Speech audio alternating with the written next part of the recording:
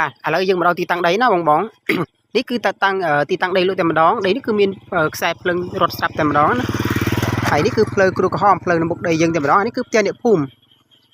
ដែលអមដែលជាប់ជាមួយដីយើងណាបាទអានេះគឺផ្ទះអ្នកភូមិហើយនេះគឺទីតាំងដីយើងលក់តែម្ដងហើយនេះគឺផ្លូវ